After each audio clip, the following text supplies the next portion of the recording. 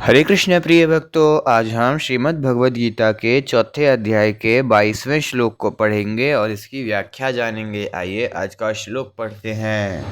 श्लोक 22। यदिच्छालाभ संतुष्टो द्वन्द्वातीतो विमत्सरः समः सिद्धाव सिद्धौ च कृत्वापि न निबध्यते। इस श्लोक का शब्दार्थ: जो कर्मयोगी फल की इच्छा के बिना यदृच्छालाभ संतुष्ट अपने आप जो कुछ मिल जाए उसमें संतुष्ट रहता है, और विमत्सरः जो ईर्ष्या से रहित, द्वंद्वातीत द्वंद्वों से रहित, तथा सिद्धौ सिद्धि च और असिद्धौ असिद्धि में समः सम है वह, कृत्वा कर्म करते हुए, अपि भी उससे, न नहीं, निबध्यते बंधता।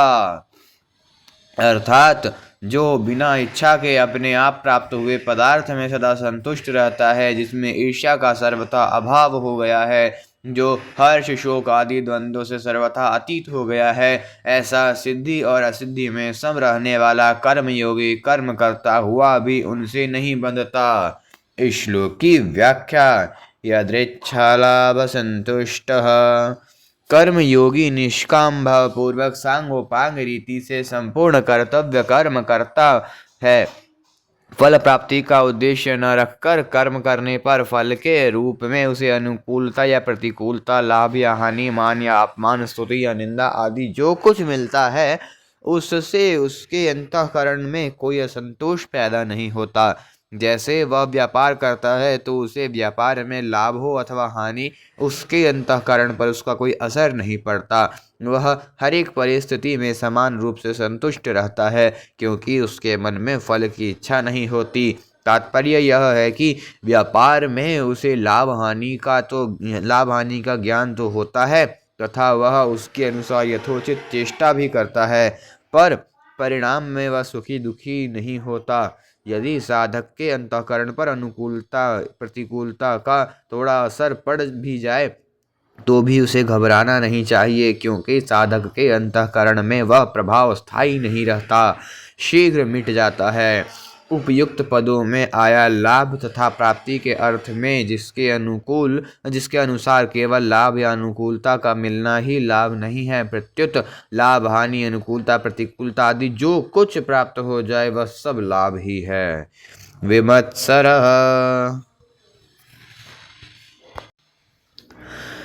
विमत्सरः कर्मयोगी संपूर्ण प्राणियों के साथ अपनी एकता मानता है, सर्वभूतात्म भूतात्मा, इसीलिए उसका किसी भी प्राणी से किंचन मात्र भी ईर्ष्या का भाव नहीं रहता।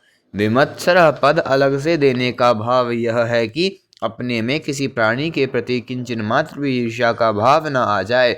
इस विषय में कर्मयोगी बहुत सावधान रहता है, कारण कि कर्मयोगी की संपूर्ण क्रियाएं प्राणी मात्र के हित के लिए ही होती है। अतः यदि उसमें किंचन मात्र भी ईर्ष्या का भाव होगा तो उसकी संपूर्ण क्रियाएं दूसरों के हित के लिए नहीं हो सकेंगी। ईर्ष्या दोष बहुत सूक्ष्म है। दो दुकानदार हैं और आपस में मित्रता रखते हैं, उनमें एक की दुकान दूसरे की अपेक्षा ज़्यादा चल जाए तो दूसरे में थोड़ी ईर्ष्या पैदा हो जाएगी कि उसकी दुकान ज़्यादा चल गई, मेरी कम चली। इस प्रकार ईर्ष्या दोष के कारण मित्र से भी मित्र की उन्नति नहीं सही जाती। जहाँ आपस में प्रेम है, एकता है, मित्रता है, वहाँ भी ईर्ष्या दोष आ जाता है। फिर जहाँ वैर भिन्नता आदि हो वहाँ तो कहना ही क्या है। इसीलिए साधक को इन दोषों से बचने के लिए विशेष सावधान रहना चाहिए। द्वंद्वातीतः कर्मयोगी लाभ हानि, मान अपमान, स्तुति निंदा, अनुकूलता प्रतिकूलता, सुख दुख आदि द्वंद्वों से अतीत होता है। इसीलिए उसके अंतःकरण में उन द्वंद्वों से होने वाले राग द्वेष हर्ष शोक आदि विकार नहीं होते। द्वंद्व अनेक प्रकार के होते हैं, जैसे भगवान का सगुण साकार रूप ठीक है या निर्गुण निराकार रूप ठीक है, अद्वैत सिद्धांत ठीक है या द्वैत सिद्धांत ठीक है, भगवान में मन लगा या नहीं लगा, एकांत मिला या नहीं मिला, शांति मिली या नहीं मिली, सिद्धि मिली या नहीं मिली इत्यादि। इन सब द्वंद्वों के साथ संबंध न होने से ही साधक निर्द्वंद्व होता है। जैसे तराजू किसी भी तरफ झुक जाए तो वह बराबर नहीं कहलाता, ऐसे ही साधक के अंतःकरण में किसी भी तरफ झुकाव हो जाए तो वह द्वंद्वातीत नहीं कहलाता। कर्म योगी सब प्रकार के द्वंद्वों से अतीत होता है, इसलिए वह सुखपूर्वक संसार बंधन से मुक्त हो जाता है। समः सिद्धाव सिद्धौ च, किसी भी कर्तव्य कर्म का निर्विघ्न रूप से पूरा हो जाना सिद्धि है, और किसी प्रकार के विघ्न बाधा के कारण उसका पूरा न होना असिद्धि है। कर्म का फल मिल जाना सिद्धि है और न मिलना असिद्धि है। सिद्धि और असिद्धि में राग द्वेष हर्ष शोक आदि विकारों का न होना ही सिद्धि असिद्धि में सम रहना है। दूसरे अध्याय के 48वें श्लोक में सिद्ध असिद्धयोः समो भूत्वा पदों में भी यही भाव आया है। अपना कुछ भी नहीं है, अपने लिए कुछ भी नहीं है चाहिए, और अपने लिए कुछ भी नहीं करना है। ये तीनों बातें ठीक ठीक अनुभव में आ जाएं, तभी सिद्धि और असिद्धि में पूर्णतः समता आएगी। कृत्वापि न निबध्यते, यहाँ कृत्वापि पदों का तात्पर्य है कि कर्म योगी कर्म करते हुए भी नहीं बंधता, फिर कर्म न करते हुए बंधने का प्रश्न ही पैदा नहीं होता। वह दोनों अवस्थाओं में निर्लिप्त रहता है। जैसे शरीर निर्वाह मात्र के लिए कर्म करने वाला कर्मयोगी कर्मों से नहीं बंधता, वैसे ही शास्त्रविद संपूर्ण कर्मों को करने वाला कर्मयोगी भी कर्मों से नहीं बंधता। वास्तव में देखा जाए तो कर्मयोग में कर्म करना, अधिक करना, कम करना अथवा न करना बंधन या मुक्ति का कारण नहीं है। इसीलिए इनके साथ जो लिप्तता है वही बंधन का कारण है, और जो निर्लिप्तता है वही मुक्ति का कारण है। जैसे नाटक में एक व्यक्ति लक्ष्मण का और दूसरा व्यक्ति मेघनाद का स्वांग धारण करता है, और दोनों व्यक्ति अपने अपने स्वांग को ठीक ठीक निभाते हुए भी उससे निर्लिप्त रहते हैं, अर्थात अपने को वास्तव में लक्ष्मण या मेघनाद नहीं मानते।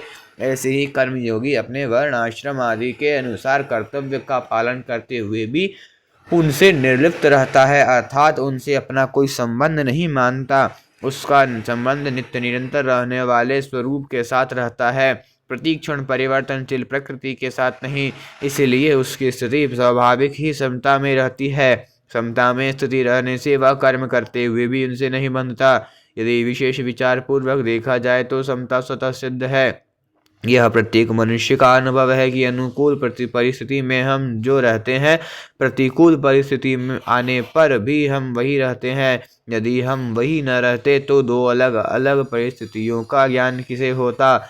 इससे सिद्ध हुआ कि परिवर्तन परिस्थितियों में होता है, अपने स्वरूप में नहीं। इसलिए परिस्थितियों के बदलने पर भी स्वरूप से हम सम ही रहते हैं। भूल यह होती है कि हम परिस्थितियों की ओर तो देखते हैं, पर स्वरूप की ओर नहीं देखते। अपने सम स्वरूप की ओर न देखने के कारण ही हम आने जाने वाली परिस्थितियों से मिलकर सुखी या दुखी होते रहते हैं। आज का यह श्लोक संपूर्ण हुआ। अगला श्लोक तीसरे अध्याय के 9वें श्लोक के पूर्वार्ध में भगवान ने व्यतिरेक रीति से कहा था कि यज्ञ से अतिरिक्त कर्म मनुष्य को बांधते हैं। अब 23वें श्लोक के उत्तरार्ध में उसी बात को अन्वय रीति से कहते हैं। श्लोक 23। गत संगस्य मुक्तस्य ज्ञानावस्थित चेतसः यज्ञायाचरतः कर्म समग्रम प्रविलीयते। हरे कृष्ण। अगर आप सभी को आज की वीडियो पसंद आई तो वीडियो को लाइक करिए। ऐसे ही और वीडियो देखने के लिए चैनल को सब्सक्राइब करिए तथा अन्य भक्तों के साथ शेयर करिए। अगर आपने पिछले श्लोकों की वीडियो नहीं देखी है तो डिस्क्रिप्शन बॉक्स में उनका लिंक है, आप वहाँ से देख सकते हैं। हरे कृष्ण। हरि बोल।